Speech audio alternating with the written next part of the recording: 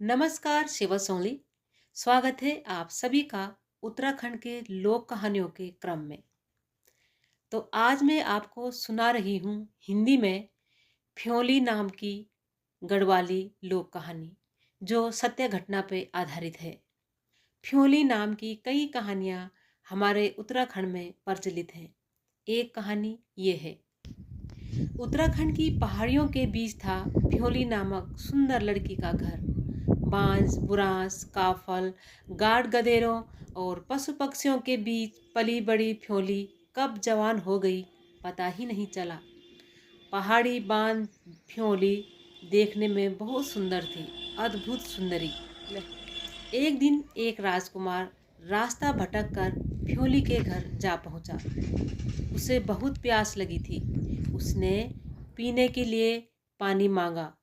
जैसे ही फ्योली पानी का लोटा लेकर बाहर निकली तो राजकुमार फ्योली को देखता ही रह गया। फ्योली को देखते ही उसके मन में प्रेम के अंकुर फूट गए। वो फ्योली पर फिदा हो गया। उसने बिना समय गंवाए झट से फ्योली के सामने शादी का प्रस्ताव रख दिया। अचंभित फ्योली क्या बोलती।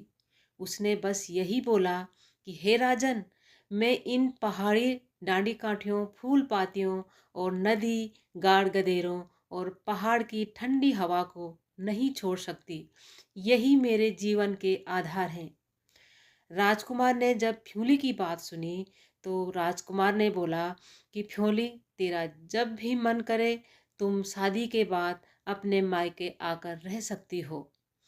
अब तो ना बोलने का कोई कारण नहीं था। फ्योली ने शादी के लिए हाँ कह दी।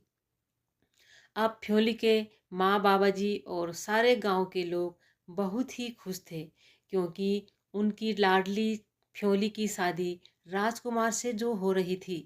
कुछ ही दिन में राजकुमार बारात लेकर आया और फ्योली राजकुमार संग विदा हो गई। गांव के सभी लोग, जानवर, पशु पक्षियों ने नम आंखों से फ्योली को विदा किया। पहाड़ लांघकर फ्योली पहुंच गई राजा के महल में। राजशाही ठाट बाट के साथ ही राजा का भरपूर प्रेम फ्योली को मिला। लेकिन फिर भी फ्योली का मन राजमहल में नहीं लगा। उसका मन हमेशा अपने गांव, अपने पहाड़ों, अपने मायके की तरफ लगा रहता था। अब धीरे धीरे उदासी के साथ ही फ्योली बीमार रहने लगी। कई दवा दारू वैद्य आए लेकिन फ्योली ठीक नहीं हुई। दिन प्रतिदिन वो कमजोर होती गई। एक दिन फ्योली को लगा कि अब वो नहीं बचेगी। उसने राजा को बुलाया और राजा से बोली कि हे राजन, आप मुझे शादी करके महल में तो ले आए, मुझे सारे अधिकार दिए, लेकिन माफ करना, मेरी आत्मा न ला पाए।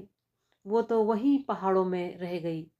जब मैं मरूंगी तो मुझे वहीं दफना देना, मेरी आखिरी इच्छा यही है। राजा ने राजा ने फ्योली के मरने के बाद उसे उसके मायके वहीं पहाड़ में दफनाया। कुछ समय बाद वहां पर एक सुंदर पीला फूल खिला। उसी फूल का नाम पड़ा फ्योली, जो बसंत ऋतु में हमारे पहाड़ों की पूरी डांडियों खांटियों में खिलकर फ्योली की कहानी की याद दिलाता है। तो ये थी फ्योली नामक लोक कथा। उम्मीद है कि आपको ये कहानी ज़रूर पसंद आई होगी। अगर पसंद आई तो आपने कमेंट में ज़रूर लिखना है।